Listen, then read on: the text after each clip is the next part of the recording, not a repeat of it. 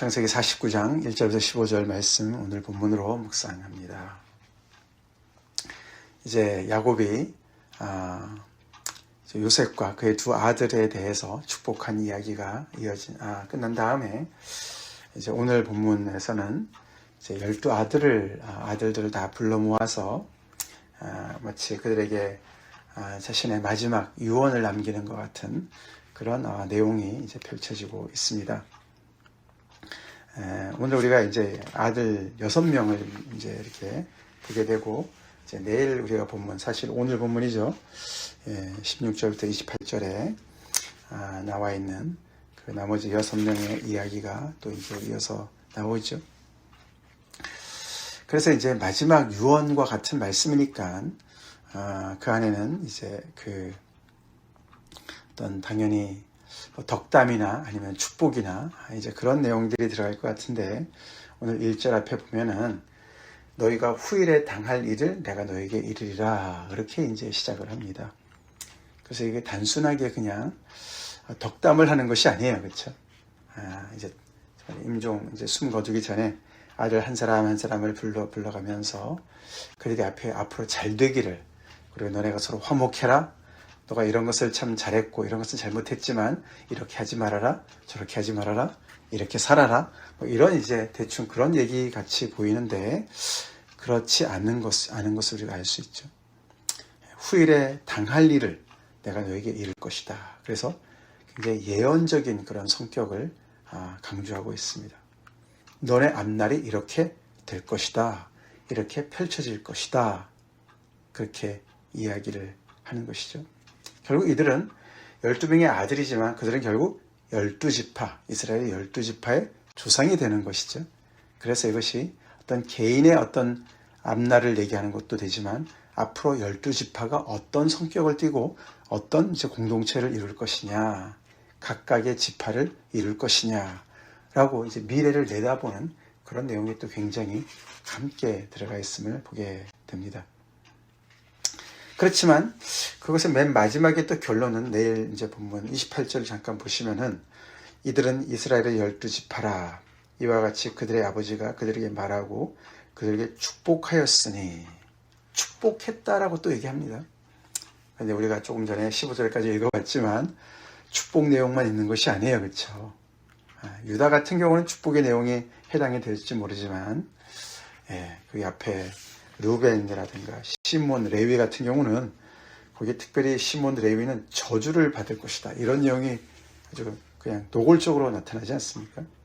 그래서 축복이라고 얘기하는데 또 저주의 얘기도 함께 들어가 있습니다. 그리고 그 끝이 또 곧 그들 각 사람의 분량대로 축복하였더라, 그렇게 또 얘기를 합니다. 그래서 골고루 축복해 주시는 것도 아니고, 그렇죠? 이런 것은 너가 잘못했지만 앞으로는 그러지 말고 이렇게 축복받아라, 무작정 그냥 야곱이 자기의 마음을 쏟아놓는 어떤 그런 임의적인 축복 얘기가 아닙니다. 그렇죠? 그래서 앞으로 당할 일, 이 각자들이 각 사람의 분량대로, 그들의 성정대로, 그들의 본질대로 그들에게 합당한 어떤 그런 그 내용을 미리 예언하는 성격을 축복이라고 하는 어떤 그런 틀 속에 담아서 이렇게 각각의 인물에 대한 이야기가 나오고 있습니다. 그러면서 이제 창세기가 마무리가 됐죠. 사실 이 49장의 이 28절까지 본문은 이런 야곱의 축복에 대한 이야기가 문학적인 어떤 그런 형식으로 보면 이것은 시예요. 시입니다. 그래서 시이기 때문에 굉장히 압축적인 내용들이 많고, 또 그 안에는 우리가 언어 유희라 그러죠. 발음이 비슷한 단어들을 많이 이렇게 반복해서 쓰기 때문에 그것을 살려서 번역하기가 그렇게 어렵다 그래요. 거의 불가능하다 그럽니다. 그래서 히브리 원문을 공부하는 이제 학자들이 볼 때는 이거를 다른 언어로 번역을 하면 그게 다 이제 깨지는 거예요. 그 안에는 시만이 가지고 있는 어떤 그런 고유한 어떤 그런 맛이 있고, 또 함축적인 내용들이 번역하기가 굉장히 어려운 그런 부분들이 많이 있습니다. 예를 들어서 우리가 8절에 보시면은, 유다야 너는 내 형제의 찬송이 될지라, 그렇게 돼 있지 않습니까? 유다의 뜻이 찬송이다, 찬송하다 그런 뜻이잖아요, 그렇죠? 그래서 이게 같이 연결되어지는 거죠. 유다야 너는 내 형제들의 유다가 될 것이다. 이렇게 이제 번역을 하기 어렵잖아요, 그렇죠? 근데 그게 같은 발음이 거의 비슷한 발음이기 때문에 그런 식으로 이제 그런 내용들이 많이 들어가 있습니다. 그리고 또 굉장히 오래된 어떤 표현 같은 것들이 들어가 있어요. 시가 그렇지 않습니까? 그렇죠? 그래서 그것의 어떤 그 원래 의미를 찾아내기가 참 쉽지 않은 부분도 꽤 있다 그럽니다. 그래서 결론적으로는 이 오늘 49장 1절부터 28절의 이 내용은 번역하기도 어렵고 그 뜻을 정확하게 찾아내기도 쉽지 않다라는 것을 우리가 전제해야 되겠습니다. 그리고 또 그 내용 자체도 미리 당할 어떤 예언적인 요소도 있고 또 축복의 내용도 함께 들어가 있는 굉장히 복합적인 그런 내용이다라는 것을 우리가 미리 염두에 두고 말씀을 묵상해 봅시다. 자, 오늘 15절까지 우리가 본문으로 볼 때 6명의 아들들의 이름이 언급이 되죠. 르우벤, 시므온, 레위, 유다, 스불론, 이사갈. 이 6명의 공통점이 뭐죠? 이들은 레아의 아들들입니다. 레아. 라헬의 언니, 레아의 아들들이 먼저 나옵니다. 우리가 창세기 앞에 그 이름이 나올 때, 몇 장인가요? 29장에 30장인가요? 거기에 나올 때 그 순서가 조금 다르죠. 앞에 4명은 같지만, 사실 이사갈이 먼저죠. 스불론보다. 그리고 그 사이에 다른 첩들을, 그 여종들을 통해서 얻는 아들들의 이름도 먼저 나오죠. 자, 그래서 먼저 이제 레아가 낳은 아들들 6명을 이야기를 먼저 합니다. 첫 번째 이제 루벤은 장자입니다. 그렇죠? 그래서 너는 내 장자고 내 능력이고 내 기력의 시작이다. 그래서 위풍이 월등하고 권능이 탁월하다. 굉장한 칭찬으로 시작을 하는데 근데 4절이 물의 끓음 같았다. 너가 이렇게 탁월하지만 물의 끓음 같았다. 그래서 팔을 끓었다가 식어버리는 그렇게 완전히 그냥 용두사미와 같은 어떤 그런 모습을 얘기하면서 그래서 너는 그런 것은 탁월하지만 너는 탁월하지 못할 것이다. 너의 인생은 탁월하지 못할 것이다. 그렇게 얘기를 하면서 이유를 밝히는데 내가 아버지의 침상에 올라 더럽혔다. 35장 22절에 보면 그가 그 빌하와 동침했다고 얘기 나오죠. 자기 어머니의 여종이 아니고 그 여동생 라헬의 여종인 빌하와 동침을 했다. 그래서 그런 굉장히 어떤 자제력이 없는 그런 충동적인 사람이었고 그래서 굉장히 불안정한 물의 끓음이 그렇잖아요. 그죠? 막 끓을 때 불안정하잖아요. 그죠? 그런 어떤 성정을 가진 사람이었고 거기에 걸맞게 이 야곱이 르우벤을 어떻게 보면 판단하고 심판하는 내용이 되는 것이죠. 그리고 너는 탁월하지 못할 것이다. 앞으로 너가 당할 일이 그럴 것이다 라고 얘기를 하는 것이죠. 그래서 그에 대한 어떤 아들에 대한 평가, 인생의 평가도 나오고 그 앞으로 그것 때문에 앞으로 그가 만날 미래가 이렇게 어떻게 보면 결정된 것처럼 이야기를 하고 있습니다. 그래서 참 이게 우리가 내용이 참 이해하기가 좀 이렇게 쉽지 않죠. 그 르우벤 한 사람의 인생이라면은 충분히 그럴 수도 있겠다 생각할 수가 있겠지만 이것이 또 르우벤 지파의 이야기가 되는 거잖아요. 그렇죠? 그러니까 르우벤 지파에 속해 있는 사람들은 좀 억울하지 않겠어요. 그렇죠? 아니 내 잘못도 아닌데 우리 지파의 조상이 그렇게 했다고 그래서 이게 그들의 나의 앞날이라니 탁월하지 못하다니 좀 불공평하다 이런 생각이 들지 않겠습니까? 이제 그런 내용들이 함께 들어가 있어요. 그래서 우리는 오늘 이 말씀 속에서도 성경이 그렇죠. 이게 그냥 인간의 책이 아닌 거예요. 그렇죠?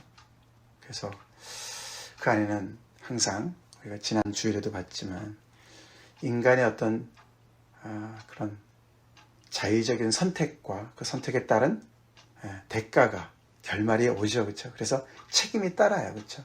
그래서 르우벤은 정말 100% 자기의 의지로, 자기의 욕심으로 그런 선택을 했고, 그런 잘못을 했고, 그 잘못 때문에 자기가 어떤 받아들인 어떤 그런 책임 있는 어떤 그런 인생이 돼야 되는 것이죠. 그렇죠? 근데 그것만 얘기하지 않습니다. 그렇죠? 그 모든 것을 아우르는 하나님의 섭리가 또 있어요. 내가 현재에서의 어떤 그런 올바른 선택이 나의 미래를 결정하는 얘기도 나오지만 그것이 전부가 아니죠? 아닙니다. 내가 현재를 잘 살면 내가 미래를 내가 스스로 개척할 수 있어. 그거는 반만 맞는 거예요. 그렇죠? 반은 틀려요. 하나님의 어떤 주권적인 역사가 있는 거예요. 하나님의 섭리와 주권적인 역사가 함께 나오죠. 충돌하지 않으면서 함께 나와요. 우리가 지난주에도 우리가 말씀을 제가 전했지만 빌립보서 2장 12절 13절 대표적인 말씀 아닙니까? 그러므로 나의 사랑하는 자들아 너희가 나 있을 때뿐 아니라 더욱 지금 나 없을 때에도 항상 복종하여 두렵고 떨림으로 너희 구원을 이루라. 구원은 은혜죠. 전적인 은혜입니다. 근데 구원을 또 우리가 이루어야 된다. work out을 해야 된다. 너희 안에서 행하시는 이는 하나님이시다. 우리 안에서 일하시는 분은 하나님이시다. 하나님께서도 일하시는 것이죠. 자기의 기쁘신 뜻을 위하여 너희에게 소원을 두고 행하게 하신다. 그래서 우리 안에 마음을 정말 바로 잡게 하시고 우리에게 소원을 주시고 열정을 주시고 또 뜻을 깨닫게 해주시고 그렇지만 우리가 그것을 또 바깥으로 이루어야 되는 책임이 우리한테 있다. 함께 가는 것을 이야기를 우리가 또 보게 되죠.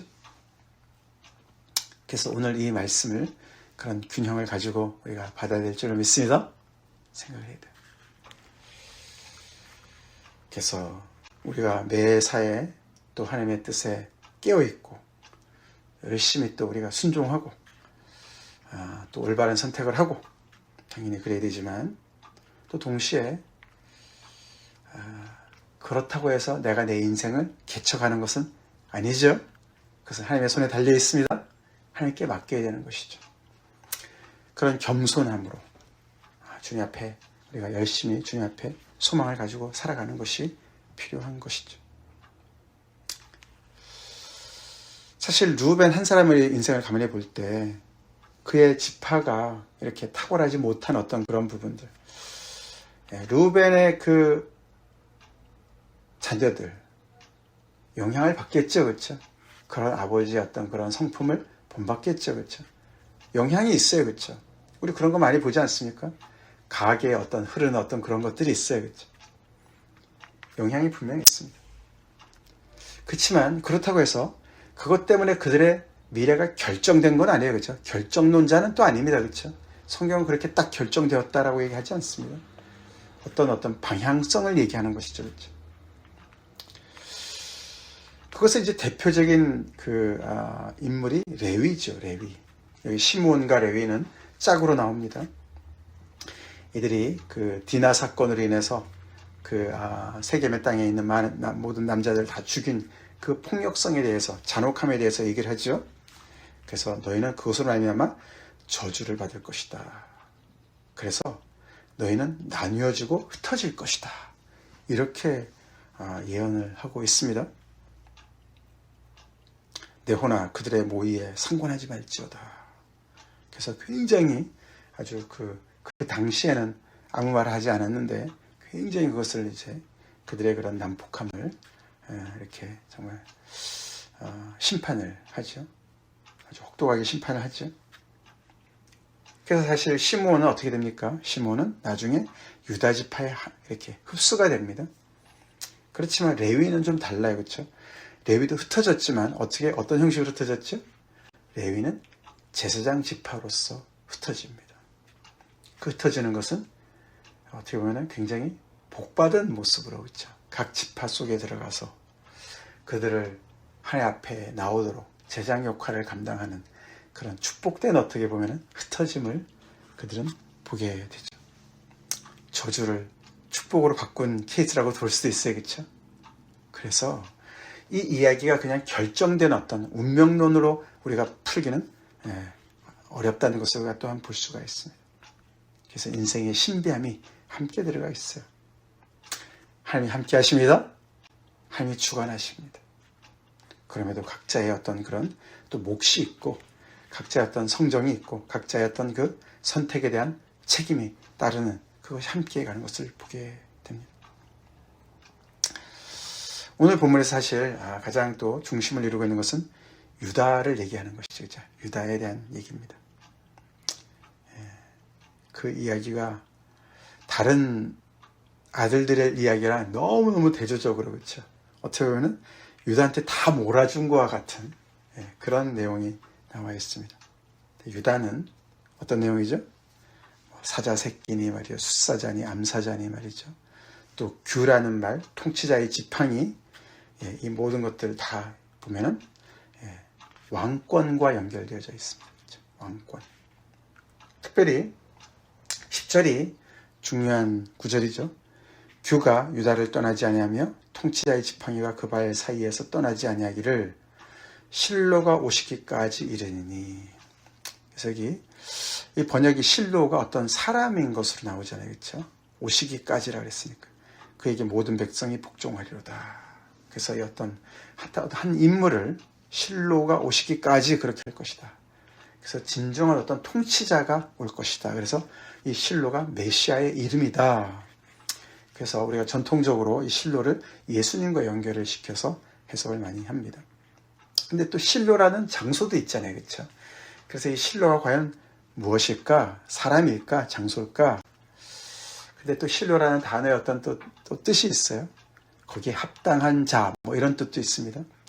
그래서 어쨌거나 어떤 한 인물, 통치하는 인물, 그래서 메시아로 귀결되는 것이죠. 그래서 이 유다 지파를 통해서 결국은 이 한 인물이 오게 되고 그 인물을 통해서 11절, 12절에 그런 어떤 그 메시아의 어떤 그런 풍요로운 세상이 시대가 열릴 것이다 라는 예언을 하게 되죠. 그의 나귀를 포도나무에 매며 그의 암나귀 새끼를 아름다운 포도나무에 맬 것이다. 포도나무는 풍요함을 상징합니다. 근데 왜 나귀나 암나귀 새끼를 그 포도나무에다가 맬까요? 포도나무는 굉장히 귀한 나무이기 때문에 나귀나 나귀 새끼들이 거기에 매어 있으면 다 망치잖아요. 그렇죠? 그렇기 때문에 포도나무로부터 멀리 이렇게 있게 하는 것이 일반적인데 왜 거기다 맨다 그러느냐. 이제 그만큼 포도나무가 많이 깔려 있다. 그 땅이 그냥 널려 있다. 그만큼 풍요롭다. 과정적인 표현입니다. 이제 그 정도로 포도나무가 그냥 온 땅에 가득 차서 아무데나 그냥 이렇게 매면은 그냥 포도나무인 거죠. 그런 얘기를 하는 것이고, 그래서 포도즙에 그의 복장을 빤다. 그 옷을 거기에 빤다. 물에다가 빨아야 되는데 포도주에 빤다. 그만큼 포도주가 또 풍성한 것을 얘기하는 것이고, 그래서 그의 눈은 포도주로 인해서 붉겠고 그의 이는 우유로 말미암아 힐 것이다. 포도주와 우유는 굉장히 귀한 거지 않습니까? 그런 것들이 너무너무 이제 흔한 것이죠. 그렇죠? 그만큼 풍요로운 것을 얘기합니다. 실로가 오시면 그런 시대가 열릴 것이다. 그래서 이 통치자의 지팡이는 이 유다에게 주어지는 것을 이야기합니다. 우리가 앞에서 12 아들들의 이야기들 중에 요셉의 이야기 속에서 유다의 역할을 봤습니다. 그렇죠? 유다의 대표적인 역할은 리더십이에요. 그렇죠? 리더십입니다. 그가 비록 네 번째지만 굉장히 중요한 때 리더십을 발휘했고, 특별히 베냐민을 데리고 가는 일과 그리고 요셉 앞에서 그 어려움 속에서 유다가 자기가 모든 것을 다 책임지겠다고 하는 어떤 그런 어떤 그 대표적인 그런 리더십을 발휘하는 것을 볼 수가 있어요. 어떻게 보면 그렇죠. 12명의 아들들 중에 뭔가 리더십을 발휘하는 어떤 사람이 누굴까, 통치하는 사람이 누굴까 봤을 때 유다가 적합 인물이에요. 그렇죠. 그런 거 보면 우리가 28절에 그들 각 사람의 분량대로 축복했다는 말이 또 이해가 돼요. 그렇죠. 이해가 됩니다. 그래서 어느 정도는 유다의 어떤 성정과 그 사람의 어떤 인품과 성격과 연결되어지는 것도 있고, 그렇다고 유다가 완벽한 사람입니까? 아니었어요. 그렇죠? 그도 결혼 생활에 좀 문제가 있었습니다. 예, 그리고 좀 며느리 다말과의 사건도 있었습니다. 근데 그런 모든 것들을 또 하나님께서 다, 그렇죠? 다 아우러서 당신의 어떤 그런 뜻을 이 유다를 통해서 이루어 가시는 것으로 또 볼 수가 있어요. 유다만 잘났기 때문에 이렇게 앞으로 될 것이다. 그거랑 또 달라요. 그렇죠? 다릅니다. 그래서 우리가 참 우리 인생, 우리 자신의 인생뿐만 아니라 우리 자녀들의 인생 또한, 그렇죠? 하나님의 손에 맡겨야 됩니다. 하나님 앞에서 우리가 소망하면서 하나님의 통치 아래 또 우리가 맡겨야 돼요. 우리 스스로도 열심히 또 살아야 되지만, 그리고 이어서 이제 스불론과 이사갈이 나옵니다.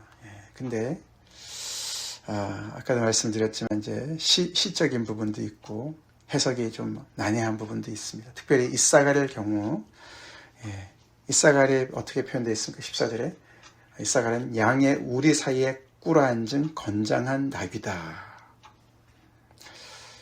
양의 우리들 쫙 있는데 거기에 꿇어앉아 있는 건장한 나귀예요. 어떻게 보이십니까? 긍정적인 것으로 보이십니까? 부정적인 것으로 보이십니까? 이게 이제 시가 가지고 있는 어떤 특징이잖아요. 그렇죠?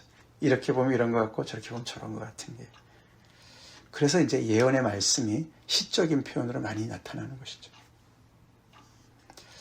예언이 어떤 보여주는 것도 있지만 숨기는 것도 함께 있잖아요. 그렇죠? 여기 오늘 우리 매일 성경은 부정적으로 이제 그것을 해석을 했습니다.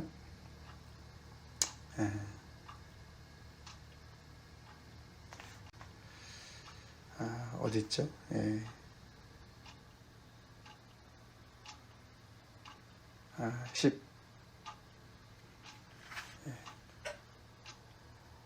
여기 보면은 앞에 나와 있습니다. 이사갈은 땅의 안락과 이익을 줬다. 스스로 종의 멍에를 맸습니다. 이렇게 이제 해석을 했어요. 그래서 이거를 어떤 그냥 평온하게 앉아있다, 안정적이다 이렇게 보질 않고 굉장히 게으른 모습으로, 그래서 뒤에 보면은 섬긴다 이런 표현이 또 나오니까 종노릇한다, 이제 그런 식으로 연결을 합니다. 스불론의 경우는 해변에 거주하리니 그곳은 뱀에는 해변이라 그의 경계가 시돈까지로다. 우리가 나중에 이 12지파가 땅 분배를 받을 때 보면 스불론은 해변하고는 상관이 없어요. 그들은 내륙 지방에 속해 있는 지파예요. 근데 왜 이렇게 얘기를 했을까? 이걸 그냥 상징적으로 얘기를 하는 것인가? 이제 그런 또 의아심이 듭니다. 어떤 또 해석가는 원래는 스불론이 이렇게 해변에 있었는데 나중에 이렇게 안으로 이렇게 분배를 받았다. 뭐 이렇게 또 이것을 보면서 그렇게 이제 또 해석을 하기도 합니다만, 하여튼 이런 각각의 어떤 특징을 이렇게 보여주면서, 그래서 스불론은 굉장히 어떤 무역이나 상업 이런 쪽에 이제 굉장히 또 뭔가 좀 탁월한 어떤 그런 것을 이야기하는 것으로 우리가 볼 수가 있겠죠.